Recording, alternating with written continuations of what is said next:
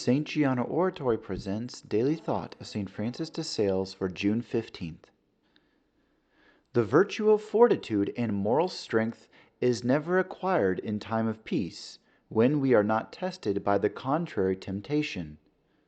Some people are very meek when they do not have to suffer any contradiction, but when they are tested they quickly change. This shows quite clearly that their meekness was not a true and solid virtue. There is a big difference between the absence of a vice and the presence of a virtue. Many people seem to be virtuous but do not actually possess a virtue because they have not had to fight to acquire it.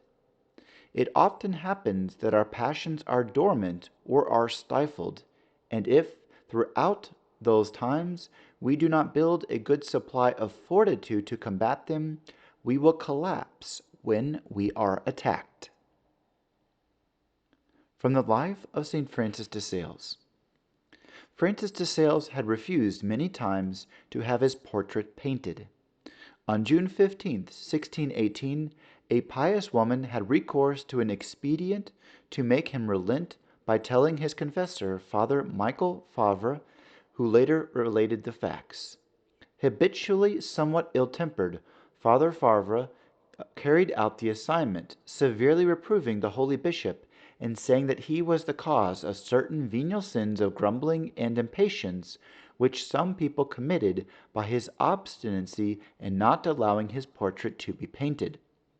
The saint was advised to amend his ways. Francis admitted with admirable simplicity, saying kindly, "Well, let's permit this drawing of an earthly man in the near future, provided it brings me many prayers and reflects the image of the Heavenly Father."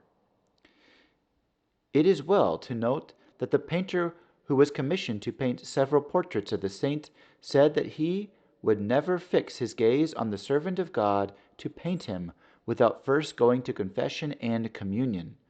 Otherwise, his work went badly.